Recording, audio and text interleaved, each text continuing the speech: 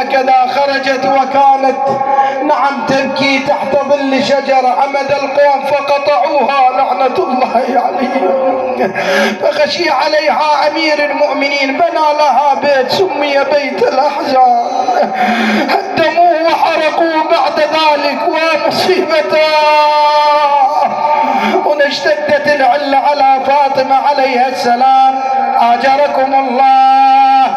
ودنت ساعة الرحيل من فاطمة سلام الله عليها. قالت يا ابن العم اجلس يا علي، إني أريد أن أوصيك بوصايا. قال ما تريدين؟ قالت يا علي هل عهدتني يوم خائنة أو مقصرة؟ قال معاذ الله وحاشاك يا بنت رسول الله. قالت إذن أحب أن أوصيك بوصايا أرجو أن تنفذها يا علي. قال قولي يا قرة عيني. قالت يا علي إني أستحي أن أوضع على هذا السرير، أصنع لي نعشا قد صورته الملائكة. وويلاه ومصيبته يا محب يا موالي، كان الميت مني يموت يخلونه على خشبات فقط، ماكو عليه غطاء يعني من الخشب، ما كان هيك مثل هذا الصندوق اللي امامنا، النعش اللي امامنا، فكان مكشوف. فتقول له الزهراء انا حشمه عندي وعندي حياه، حتى بهذا الموقف ما اريد ان يرى ملامح جسدي وويلاه. شوفوا الحياة، شوفوا الحشمه عند فاطمه. قالت صورته للملائكه، صورته لعلي. هذا اللي الى اقواس الان، اللي النعش صار امامنا تطور، هذا النعش نفسه اللي صورته فاطمه لعلي عليه السلام. وصنع نعش بعد ذلك نعم وجرى كالنعش الذي نراه اليوم امامنا، هكذا مغطى من جميع الجوانب لكي لا يرى ملامح لذلك المسجى بداخله. قال لأنعمنك عينا. قالت يا علي اعلم أني طاهرة مطهرة فلا تجردني الثياب، السن من خلف الثياب يا علي، يا علي، وادفن ليلا لا نهارا وسرا لا جهارا. ليش؟ قال انت بنت رسول الله لازم لك تشييع مهيب. شلون اليوم الناس راح تطلع والشيع، وشفت التشييع والعام كل الشيعة راح تطلع الشيع فاطمة، الا يوم وفاتها ما حد شيع فاطمة سلام الله عليها. قالت وادفن ليلا لا نهارا وسرا لا جهارا، لاني غير راضي على القوم، غاضب عليهم. بعد يا فاطمه شنو عندك يا زهراء؟ قالت يا علي يا علي يا علي اوصيك بالحسن والحسين فانهم يتامى بعدي. ثم بعد ذلك اجركم الله خرج علي عليه السلام الى المسجد. جاءت بالحسن والحسين البستهما ملابسهما بعد ان غسلتهما وخرجا من الدار حتى لا يرى تلك المصيبه لحظه استشهاد امهم فاطمه. ثم دخلت غرفتها، دخلت تقول اسماء اغتسلت لبست اطهر ثيابها، ثم قالت يا اسماء اني داخل غرفتي او حجرتي اقرا القران، فاذا انقطع صوتي كلميني فان اجبتك والا فاعلمي اني راحله ولاحقه بابي رسول الله اجركم الله. تقول اسماء دخلت فاطمه تقرا القران وانا استمع لصوتها ذلك الحزين وفيه نبرات الحزن والألم. هناك انقطع صوت مولاتي فاطمة، طرقت الباب لم تكن، ناديت لم تجب،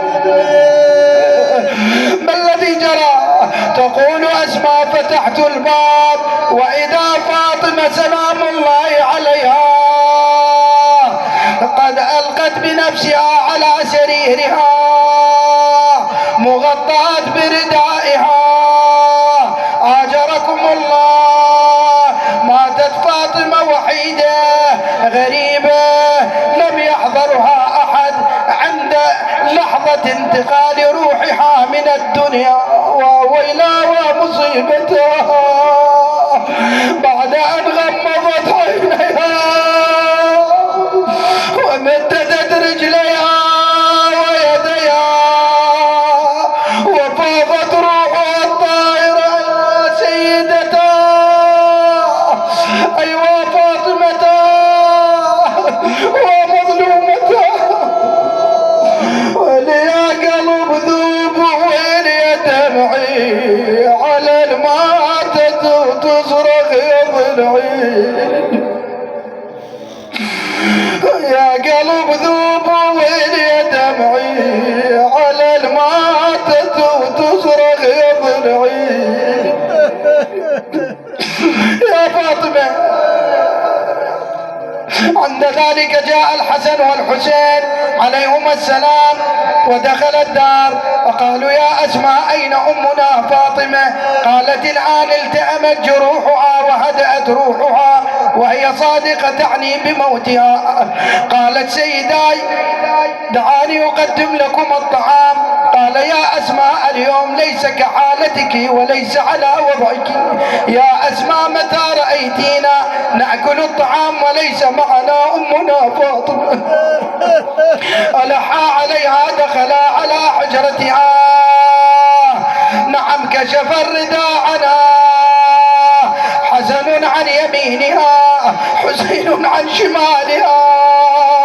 الكل ينادي أمها فاطمة كلمي فلم تكلمهم فاطمة فصرخ ونادى وأمه وفاطمة ثم خرجا ليبلغا أبيهما أمير المؤمنين. استقبلهما الناس ما يبكيكما يا أولاد رسول الله؟ قالوا أوليس ماتت أمنا؟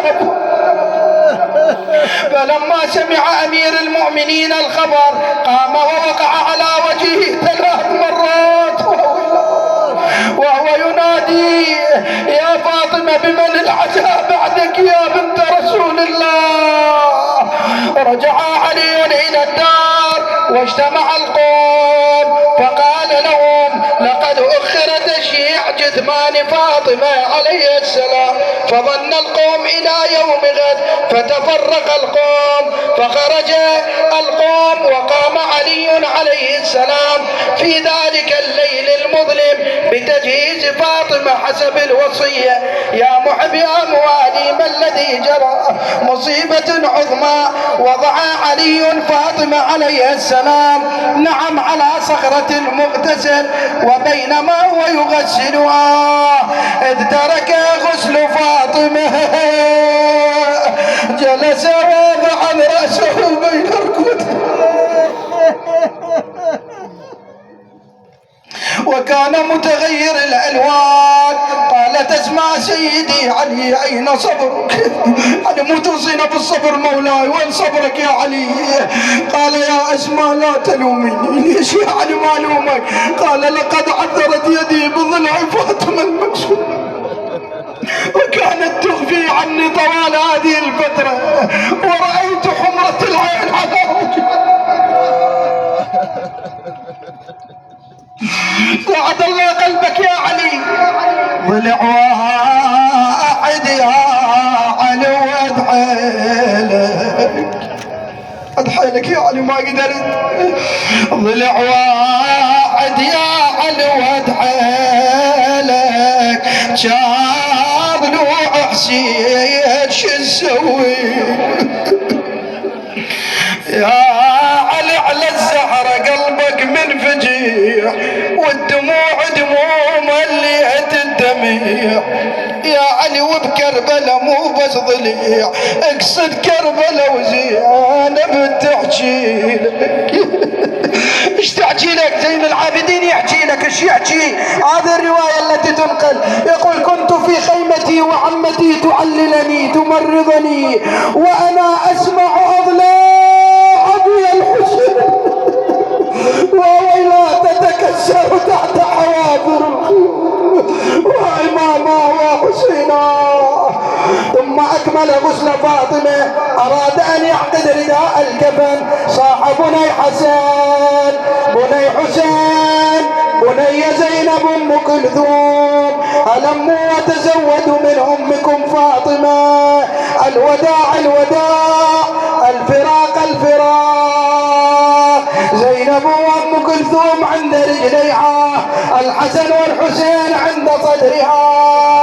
قال أمير المؤمنين: والعيش الذي عشت مع رسول الله رأيت فاطمة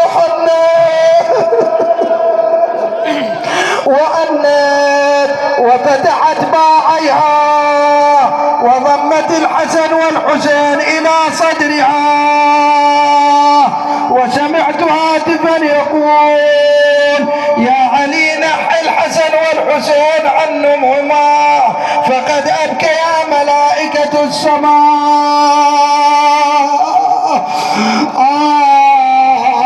قضتهم صاب وما مرشبية بجو سبطينها وشفقوا عليا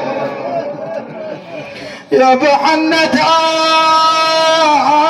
شفقتهم بديه وهتفنا عشوهنا حبهم بالعرج يا ابو حسين يا حدر شيل يا حدر وخير أرضها والسما حنت سوية.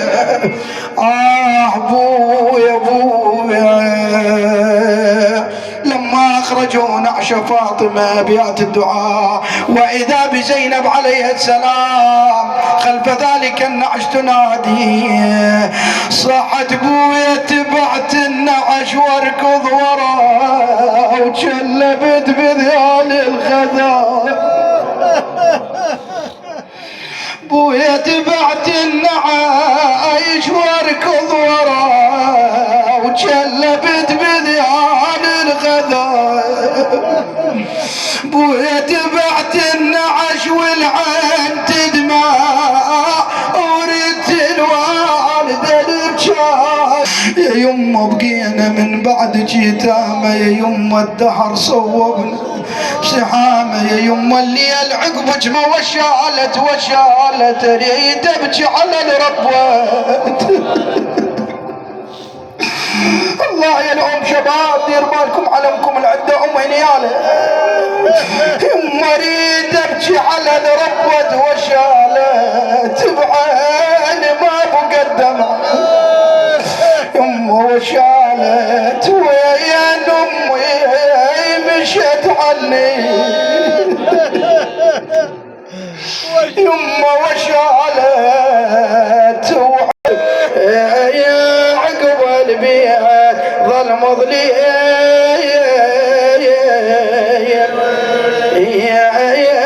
علي